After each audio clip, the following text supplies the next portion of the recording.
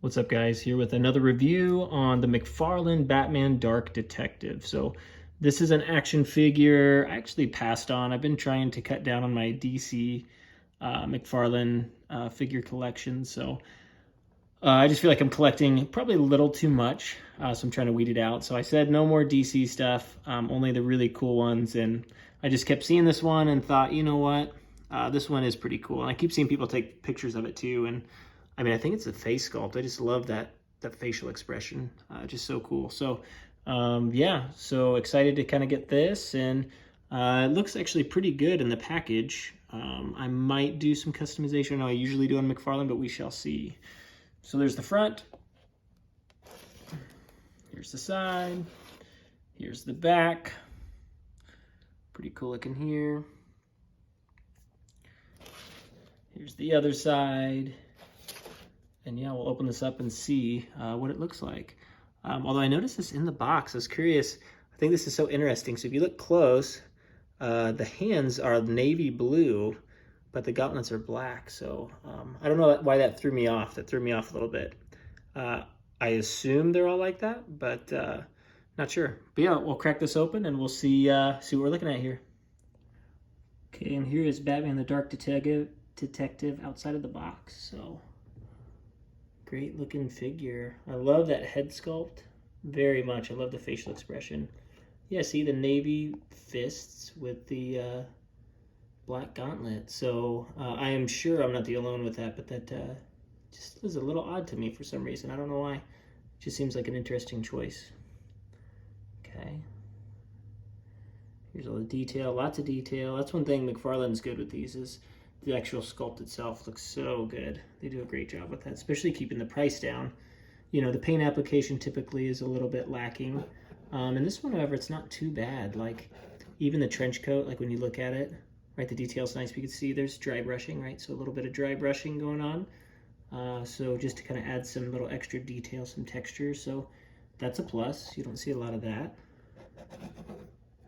So that's the back. Here's the side. You can see some of the stuff's just kind of plain, but there is a little touch-up. So you have gold accents there.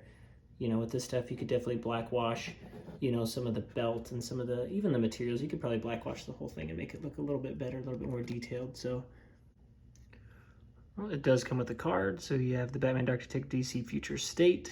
And that is an action figure image. Here is the back of the card and the data file. So you can pause it if you want to read more about it. And comes with its normal display stand.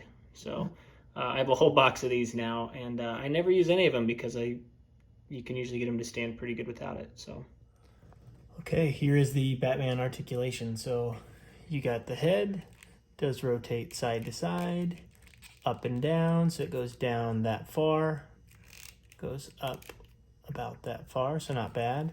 There is hip articulation, so it does bend down pretty far, so you can get him in some pretty cool poses in that regard.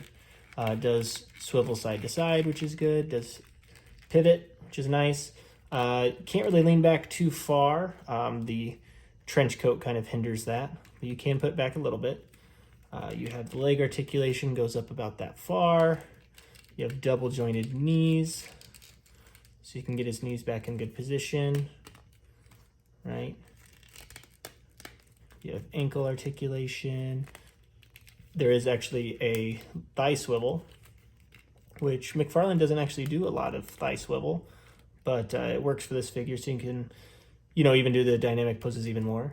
You have bicep swivel, however, the pad there kind of gets in the way, so you can't swivel too much, just a little bit. You do have double jointed elbows, wrist articulation. Yeah, overall the articulation is very good on this one, so really digging it. Okay, now here's the size comparison of a few other Batmans. We have the, looks like the heavy metal Batman there, which stands about the same height. Looks like maybe slightly taller than the Dark Detective. And then you have the Todd McFarlane Spawn there, and or sorry, not Spawn, Todd McFarlane Batman. And he stands the tallest, it looks like. So, well, yeah, definitely with the ears. So these are actually probably my top 3 favorite sculpts and designs they've done from the Batman, actually. So loving this. So that's the size comparison right there.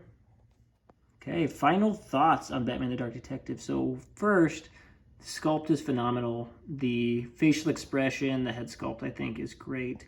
They did a few little extra pieces like dry brushing the trench coat. Overall, for I paid $22.99 for that. I mean, this is an excellent figure. And I'm really looking forward to doing some photography with it. So I will post that soon. I'll do a behind the shot.